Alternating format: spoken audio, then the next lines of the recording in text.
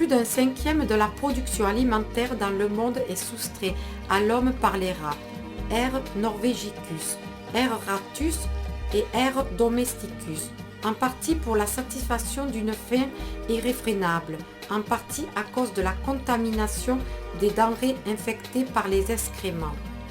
Cette situation de compétition de plus en plus remarquable ainsi qu'intelligente, supportée par un instinct proverbial de survie et conservation et par une fécondité très outrée, se solde souvent en faveur des rats, malgré les tentatives de contrôle par l'homme et par d'autres antagonistes.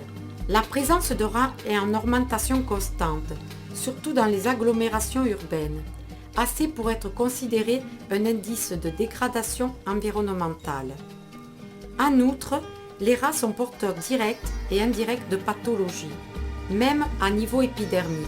Peste, salmonellose, rage, lestopyrose, typhus, dysenterie, etc. Les interventions de dératisation qui deviennent indispensables pour ces raisons consistent à mettre à la disposition des rats par des débiteurs ou distributeurs nécessaires pour éviter des contacts et ou absorptions possibles par les organismes non ciblés, tels que animaux, des enfants, etc.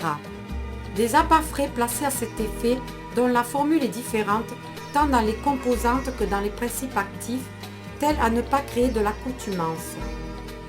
Le lieu choisi pour l'emplacement des débiteurs dépend des observations effectuées pendant les descentes sur les lieux et peut subir des changements selon les réponses du monitorage continuel.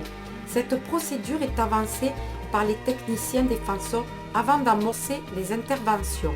Les débiteurs pour le véritable contrôle sont marqués par rapport aux débiteurs pour le monitorage d'une signalisation spéciale. Les interventions directes doivent être supportées par des actions indirectes. Boucher les passages, couvrir les fentes par des filets, couper les rameaux trop près des toits, protéger les canaux des bouches d'égout par des platines métalliques, etc. Visant, de toute façon, à obtenir les meilleurs résultats selon les indications les plus modernes de la lutte intégrée.